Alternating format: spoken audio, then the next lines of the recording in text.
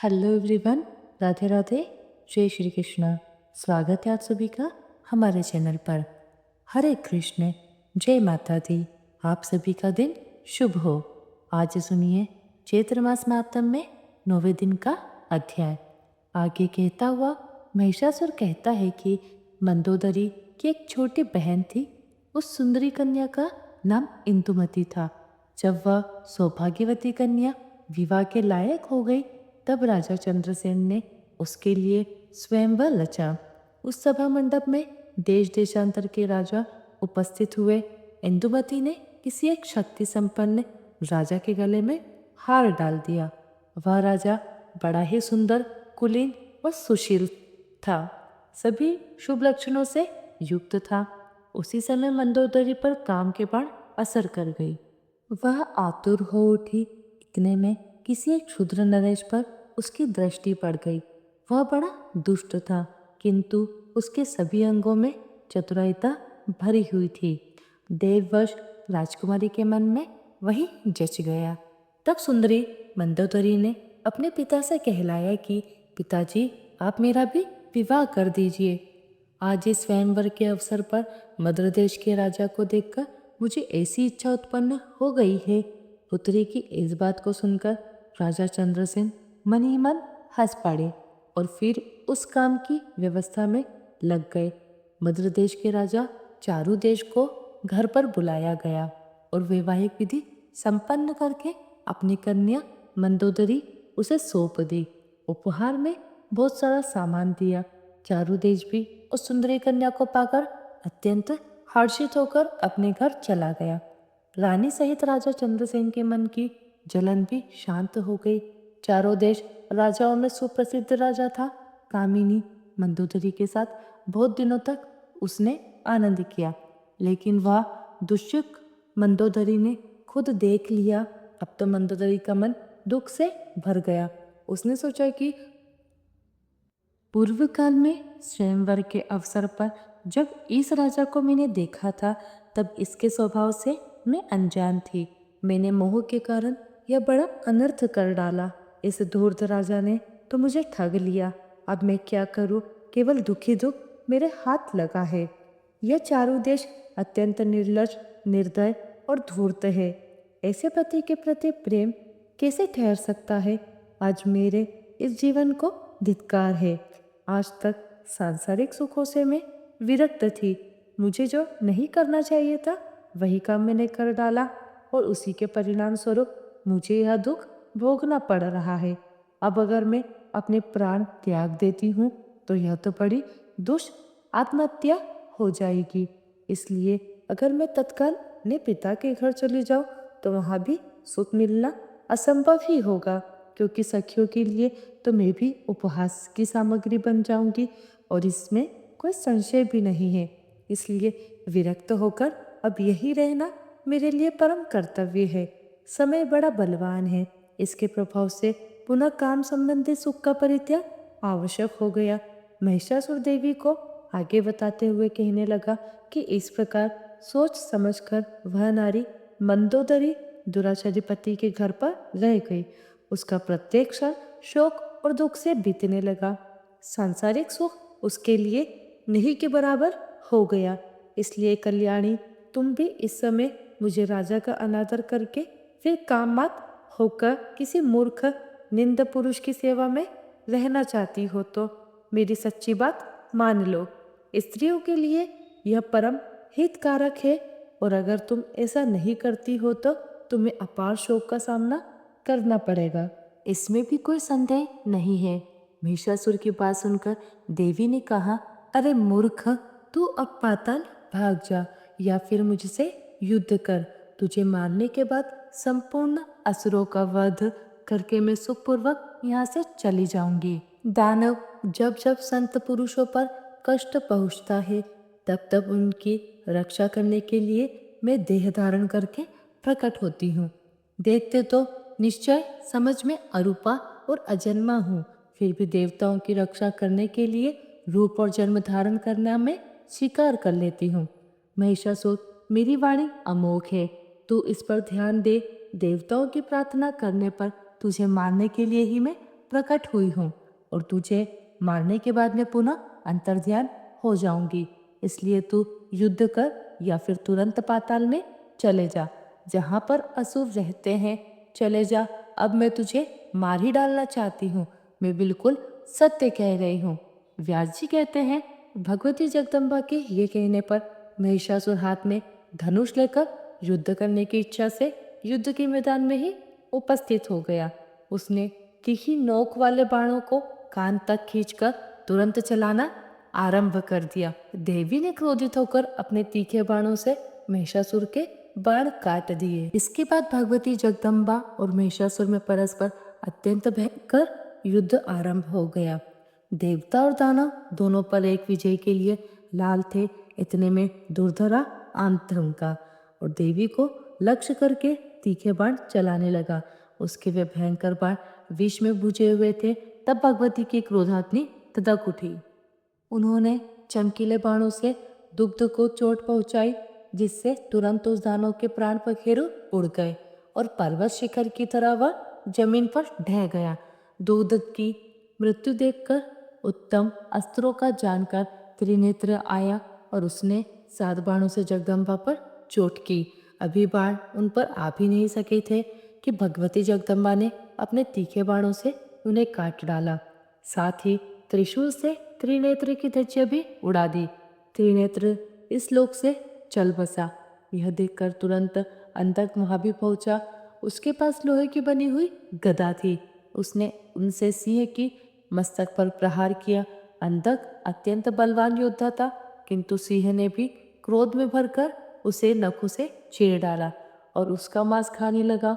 इतने में राक्षस युद्ध के मैदान में काम आ गए। यह देखकर महिषासुर को आश्चर्य की सीमा नहीं रही। उसने देवी को बाणों का लक्ष्य बनाया और बाणों को अपने शरीर पर आने से पहले ही देवी ने उन तीखे तीरों को उन सबके टुकड़े टुकड़े कर दिए और फिर गदा से जोर से उसकी छाती में चोट पहुंचाई। देवताओं के लिए कंटक स्वरूप वह दैत्य महान नीच था। गदा की चोट लगने से उसे मूर्छा आ गई और फिर वह पीड़ा सहन करके वह तुरंत युद्ध भूमि में आ पहुंचा।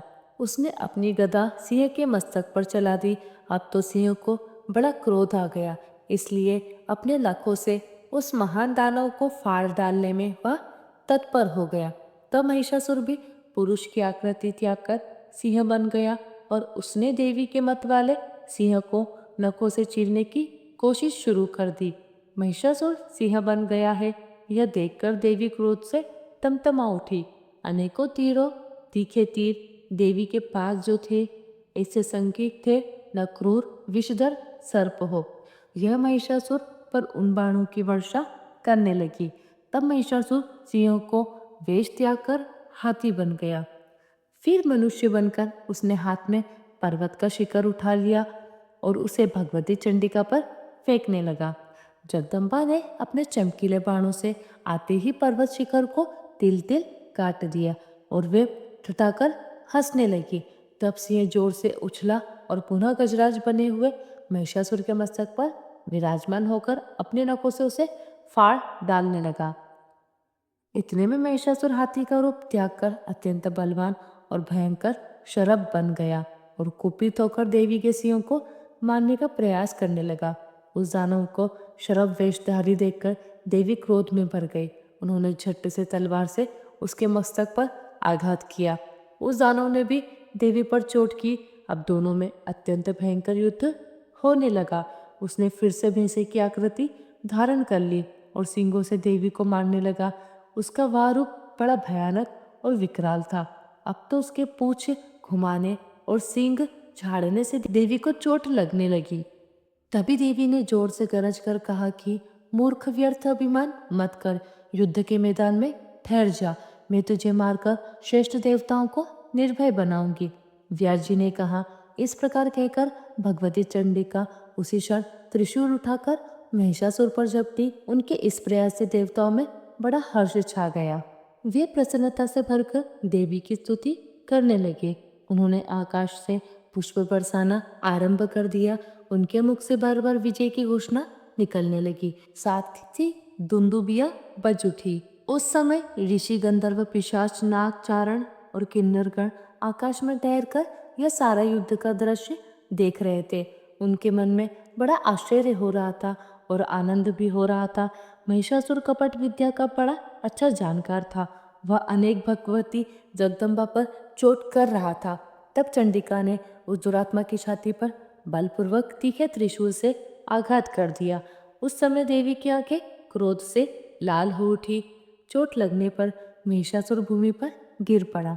एक मुहूर्त तक उसे होश ही नहीं रहा, परंतु फिर वह बड़ी तेजी से उठ खड़ा हुआ और पैरों से बड़ी तेजी से देवी पर प्रहार करने लगा। पैरों से मारने के बाद बार बार ठहाका मारकर हंसता भी था। उसके मुख से भयंकर गर्जना निकल रही थी, जिसे सुनकर देवताओं के हृदय में आतंक छा जाता था। इसके बाद भगवती जगदम्बा ने हजारों वर्षों वाले श्रेष्ठ चक्र हाथ में उठा लिए। महिषासुर सामने खड़ा हुआ था। देवी बड़े ऊंचे स्वर से गरज कर उससे कहने लगी, अरे मदांत, इस चक्र को देख, तेरे मस्तक को यह धड़ से अलग कर देगा। अभी क्षण मात्र तुझे ठहरना है, फिर तो यमलोक जाने की तैयारी है ही। ऐसा कहकर भगवती चंडिका ने उस युद्ध स्थली में भयंकर चक्र चला दिया। उस चक्र के लगते ही महिषासुर का मस्तक धड़ से अलग हो गया। उस समय उसके विशाल कंठ की नली से इस प्रकार गर्म खून की धारा बहने लगी, मानो गेरू आदि धातुओं से युक्त लाल पानी का झरना बड़ी तेजी से पर्वत से गिर रहा हो। मस्तक कट जाने पर महिषासुर का धड़ चक्कर काटकर धरती पर गिर पड़ा। देवताओं के मुख से सुख बढ़ाने वाली विजय घोषणा शुरू हो गई। भगवती के वाहन सिंह में भी अप्रतिम बल था। युद्ध भूमि में भागने में व्यस्त जितने भी दानव थे, उन्हें वह इस प्रकार खाने लगा मानो उसे बड़ी जोर की भूख सता रही हो। राजन, क्रूर महिषासुर के मर जाने पर बचे हुए संपूर्ण दानव भय से त्रस्त हो उठे। उन सब ने पाताल लोक की ओर राह पकड़ ली। उस दानव के चल बसने पर भूमंडल पर जितने भी देवता, मुनि, मानव या अन्य साधु पुरुष थे, उन सबके मन में अपार हर्ष हुआ। फिर भगवती चंडिका भी युद्ध भूमि से प्रस्थान करके एक पवित्र स्थान में जा कर विराजमान हो गई। सुरगुण को सुखी करना भगवती का स्वभाव ही है, इसलिए उन देवी की आराधना करने के लिए वे तुरंत वहां पर आ पहुंचे। व्यास जी कहते हैं, महिषासुर का वध देखकर इंद्र प्रभृति सभी देवताओं के मन में अपार हर्ष हुआ और वे भगवती जगदम्बा की स्तुति करने लगे। सभी देवतागण हाथ जोड़कर स्तुति करते हुए कहने लगे कि देवी, आपकी शक्ति के प्रभाव से इस जगत की सृष्टि करने के, विष्णु पालन करने तथा संहार के अवसर पर रुद्रनाश करने में सफल होते हैं। उनके पास अपार शक्ति का अभाव हो जाए तो वे किसी भी प्रकार समर्थ नहीं हो सकते। इसलिए जगत की सृष्टि, स्थिति और नाश का कार्य आप ही के ऊपर निर्भर है। कीर्तिमती, स्मृतिगति, वसुधा कमला, अजपा पुष्टि, कला विजया, गिरजा, जया, क्षमा कांति और मेधा, ये सब नाम आप ही के हैं। यह बात इस त्रिलोकी में विख्यात है, सभी जगत को आश्रय देने वाली हैं। जगदम्बे, आपकी इन शक्तियों से पृथक रहकर कौन ऐसा है जिसमें कार्य करने की क्षमता आ जाए, जो कुछ भी कर सके? भगवती, यह निश्चित है कि धारणा शक्ति भी आप ही हो, अन्यथा जो कच्छप और शेषनाग है, उनमें पृथ्वी को धारण करने की क्षमता कैसे आ सकती है? हे माते, पृथ्वी भी आपसे कई अति वस्तु नहीं है, क्योंकि अगर ऐसा ना माने तो प्रचुर भार से संपन्न यह जगत निराधार आकाश में भला किस प्रकार ठहर सकता है? जगत के चराचर प्राणियों को भोग प्रदान करना भी आप ही का कार्य है। 7 प्रकृति या 16 विकार आपके ही अंश हैं, जिनसे युक्त होने के कारण जीव जगत सदा बना रहता है। देवी, आप सदा करुणा रस से ओतप्रोत रहती हो। जिन मत बुद्धि प्राणियों के मन में आपकी आराधना का भाव जागृत नहीं होता, उन भूले हुए व्यक्तियों का संसार रूपी सागर में सदा गिरते रहना भी अभिष्ट है। हे चंडके, आपके चरण कमल से उत्पन्न हुई धूल के प्रसाद से ही सृष्टि के आरंभ में ब्रह्मा अखिल भूमंडल की रचना करते हैं तथा श्री विष्णु और रुद्र को पालन और संहार किया करते हैं। में सफलता प्राप्त होती है। जो मनुष्य आपको नहीं भजता, शक्ति की आराधना नहीं करता, वह अवश्य ही मंदभागी है। देवी दानवों और देवताओं के लिए भी बाग देवता आप ही हो। अगर उनके मुख पर आपका निवास ना हो तो सर्वोत्कृष्ट देवता भी बोलने में असमर्थ हैं। मूर्ख मुख होने पर भी आपसे रिक्त रहकर मानव बोल नहीं सकते। भगवती, अद्भुत बात तो यह है कि शत्रु भी आपके लिए दया के पात्र बने रहते हैं। इसलिए युद्ध के मैदान में आपके तीखे बाणों से मरकर वे स्वर्ग के अधिकारी बन जाते हैं। यह महिषासुर महान निर्दय था। आपने इसे मारकर इन देवताओं की रक्षा की है। हे जननी, हम मंदबुद्धि जन आपकी महिमा कैसे जान सकते हैं? आपकी गति को यथार्थ रूप से जानने में तो वेद भी असमर्थ हैं। सुप्रसिद्ध प्रभाव वाली अंबिके, आपने जगत में महान कार्य किया जो इस दुरात्मा शत्रु के प्राण हर लिए। यह संसार का अंचित कांटा था। इस कार्य जगत में अवश्य ही आपकी कीर्ति फैली रहेगी। अब कृपा पूर्वक आप हमारी रक्षा करो। व्यास जी कहते हैं, इस प्रकार देवता के स्तुति करने पर देवी ने मधुर स्वर में उनसे कहा, आदरणीय देवताओं, इसके अलावा जो कोई भी दुख साध्य कार्य हो तो उसे बताओ। जब जब देवताओं के सामने कोई अत्यंत दुर्घट कार्य उपस्थित हो जाए तब सभी लोग तब तब मुझे याद करना चाहिए। मैं शीघ्र तुम्हारा संकट दूर कर दूंगी। देवताओं ने कहा, देवी, यह महिषासुर हमारा घोर शत्रु था और आज आपके हाथ यह काल का ग्रास बन गया। इससे हमारे सभी कार्य संपूर्ण हो गए। जगदम्बे, अब आप अपने प्रति हमारी ऐसी अविचल भक्ति स्थापित कर दो जिसके परिणाम स्वरूप हमारे द्वारा निरंतर आपके चरण कमलों का स्मरण होता रहे। केवल माता ही ऐसी है जो हजारों अपराधों को सदा सदा सहन करती है। इस बात को जानकर मनुष्य आप जगन माता की उपासना क्यों नहीं करते? इस देह रूपी वृक्ष पर तो दो पक्षी विराजमान है। इनमें निरंतर सख्य भाव वर्तमान रहता है। तीसरा कोई सखा नहीं है जो अपराध क्षमा कर सके। इसलिए अपने परम सुख रूप आप परमेश्वरी को छोड़कर जीव किसकी कृपा से कल्याण प्राप्त कर सकेगा? देवताओं या फिर मानवों में भी वह प्राणी पापा आत्मा मदभागी और अधम है जो अत्यंत दुर्लभ देह धारण करके भी आपके भाजन से विमुख है। मन, वाणी और कर्म से बार बार दोहरा कर हम यह सत्य कह रहे हैं।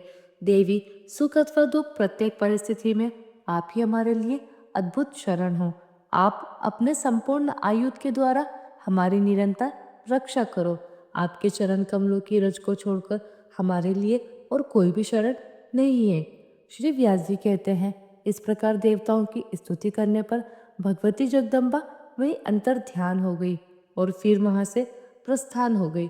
राजा जन्मेजय ने व्यास जी से कहा कि हे मुनिवर, भगवती जगदम्बा का प्रभाव जगत को शांति प्रदान करने वाला है और परम आदर है। मुझे सब इसका पता लगा है। हे मुनिवर, आपके मुखारविंद से निकली हुई इस सुधामयी कथा का रसपान करते करते मेरा मन नहीं अगाता। देवी का यह परम पावन चरित्र कम पुण्य वाले मनुष्यों के लिए प्राप्त होना अत्यंत कठिन है और भगवती जगदम्बा का यह लीला चरित्र देवताओं और प्रधान मुनियों के लिए भी रक्षा का परम साधन है। मनुष्यों को संसार रूपी समुद्र से तारने के लिए यह एक सुदृढ़ नौका है। इसलिए हे सत्यवती नंदन व्यास जी, आप तो बड़े दयालु हैं। अब कृपा करके मुझे देवी का उत्तम चरित्र भी सुनाइए। महिषासुर महान पापी था। देवताओं के सामूहिक संपूर्ण तेज से प्रकट हुई देवी भगवती उसे मारने के बाद देवताओं द्वारा पूजित होकर फिर कहाँ पधारी? महाभगवतम हो गई तो फिर स्वर्गलोक या मृत्युलोक कहाँ पर उनका निवास हुआ? उन्होंने वहीं अपने दिव्य शरीर का संवरण कर लिया या फिर वे वैकुंठ में विराजमान हो गई या फिर सुमेरु गिरि को सुशोभित कर लिया? यह सब मुझे बताने की कृपा करें। तब व्यास जी कहने लगे, राजन, मैं इसके पूर्व तुमसे कह चुका हूँ कि मणिद्वीप एक रमणीय धाम है। वहाँ देवी जी सदा क्रीड़ा किया करती है। वह स्थान उनके लिए बहुत प्रिय बतलाया गया है। यह वह स्थान है जहाँ पहुँचने पर श्री ब्रह्मा, विष्णु और शंकर जी को स्त्री हो जाना पड़ा था और पुनः पुरुषत्व पाकर फिर वे अपने कार्य में संलग्न हुए। वह परम मनोहर द्वीप अमृतम समुद्र के मध्य भाग में विराजमान है। भगवती जगदम्बा तरह तरह के रूप धारण करके वहाँ सदा लीला करती है। देवताओं द्वारा स्तुति और सुपूजित होने के बाद कल्याणमयी देवी वहीं पधार गई। वे माया शक्ति और सनातनी है। उस देव स्थान पर अविच्छिन्न गति से उनका कीर्तन हुआ करता है। संपूर्ण चराचर की अधिष्ठानी श्री देवी पधार गई। यह देखकर देवताओं ने एक सूर्यवंशी महाबाहु राजा को भूमंडल का अध्यक्ष बना दिया। शत्रुघ्न नाम से विख्यात वह राजा सभी शुभ लक्षणों से संपन्न था। महिषासुर की उत्तम राजगद्दी से उसे प्राप्त हुई। वह अयोध्या में रहकर राज्य करने लगे। इंद्र प्रवृत्ति संपूर्ण देवता राजा शत्रुघ्न को राज्य का उत्तराधिकारी बनाकर अपने अपने वाहनों पर सवार होकर अपने अपने स्थान के लिए प्रस्थान करके गजराजन उन देवताओं के चले जाने पर भी जगत में धर्म राज्य स्थापित हो गया। प्रजा सुख से समय बिताने लगी। मेघ उचित समय पर जल बरसाते थे। पृथ्वी पर उत्तम धन धान्य उगे हुए बचते थे। वृक्ष सदा फूलों और फलों से लदे रहते थे। सभी ऋतुएं सुखदायिनी थी। घड़े के समान थन वाली दुधारू गौवें मनुष्य को इच्छानुसार दूध दिया करती थी। स्वच्छ और शीतल जल वाली नदियों का प्रवाह बड़ी सुगमता से बहता था। उनके वेग से तट छिन्न छिन्न छिन्न भिन्न नहीं हो पाते थे। किनारे पर पक्षियों का समूह शोभा बढ़ाता था। ब्राह्मण वेदता और यज्ञशल थे। क्षत्रियों में धार्मिक भावना जागृत थी। विधान और अध्ययन में सदा तत्पर रहते थे। शस्त्र विद्या में उनकी विशेष अभिरुचि थी। वे प्रजा की रक्षा में कोई कमी नहीं होने देते थे। सभी राजाओं द्वारा न्यायपूर्वक शासन होता था।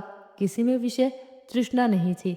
सभी प्राणी परस्पर मेल मिलाप रखते थे। धन बांटने वालों का एक समाज विद्यमान था।